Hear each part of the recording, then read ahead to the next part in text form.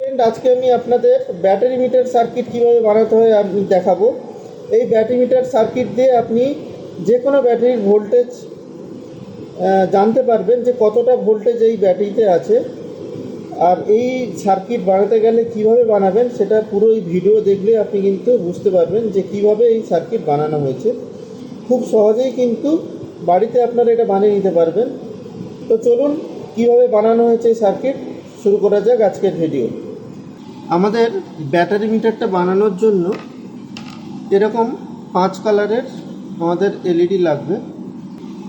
এরকম একটা 0 PCB board লাগবে আর 5টা রেজিস্ট্যান্স লাগবে। এই রেজিস্ট্যান্সের মান আপনারা কমেন্ট করে আমাকে জানাবেন। কালার কোডটা আপনাদের শিখিয়ে দিয়েছি এর অনেক আগেও। 5টা যে রেজিস্ট্যান্স আছে 5টা রেজিস্ট্যান্সের মান কিন্তু সেম। আপনারা দেখে নিন, দেখে আমাকে বলুন যে এই রেজিস্ট্যান্সের মান কত আছে। ফার্স্টে আমরা এই বোর্ডে এই এলইডিগুলোকে বসিয়ে নিচ্ছি।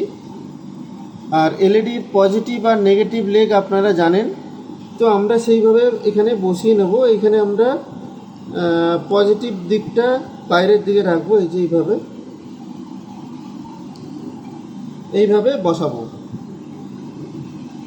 রেড ফার্স্টে দিচ্ছি, তার কারণ যখন ব্যাটারি একদম কম থাকে তখন রেড লাইটই জ্বলে, আর ফুল হলে গ্রিন করব। তো সেই মতন আমরা এটা সাজাচ্ছি।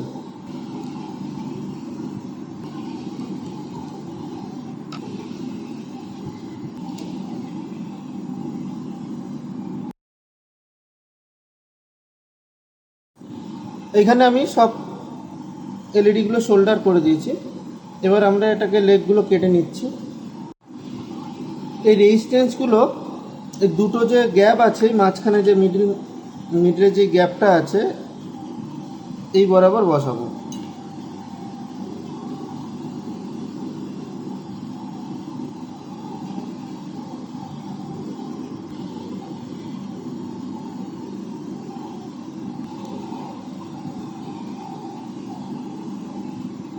এই সাইডে যত লেগগুলো আছে সেটা এমনি শোল্ডার করে দিয়েছে। এটা আপনাদের দেখানোর সুবিধার জন্য আমি করেছি, নাহলে একবারেই করে নিতাম। আর এই দিকের যে লেগগুলো আছে, এই দিকের লেগগুলো আছে, সেই লেগগুলো কোথায় কানেক্ট করব না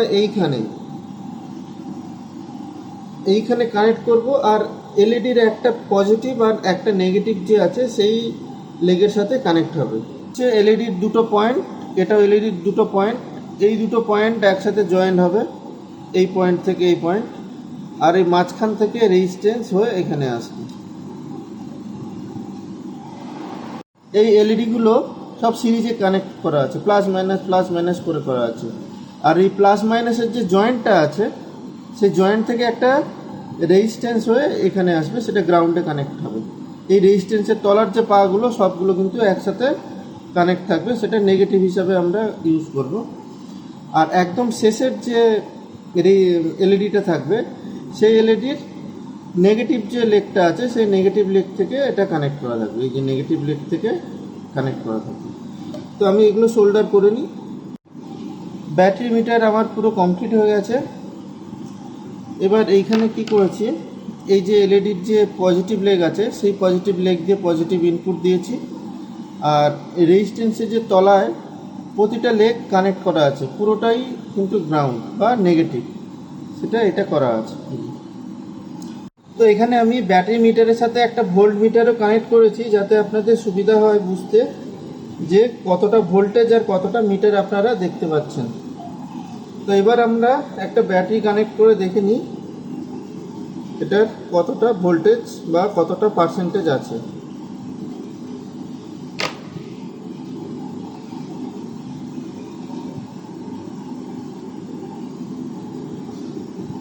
এই দেখুন, এখানে 11.4 ভোল্ট আছে।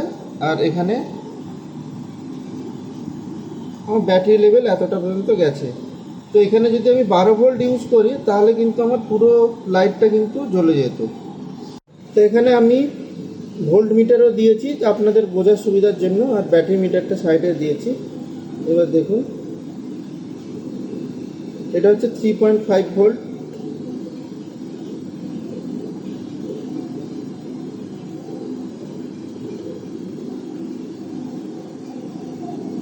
ভোল্ট মিটারটা মনে হচ্ছে এটা আপনার ব্লিঙ্ক করছে, কিন্তু এটা ব্লিঙ্ক করছে না। দেখুন এর সাথে সাথে কিন্তু ব্যাটারি মিটারটা, ভোল্টেজের সাথে সাথে ব্যাটারি মিটারটাও কিন্তু জ্বলছে।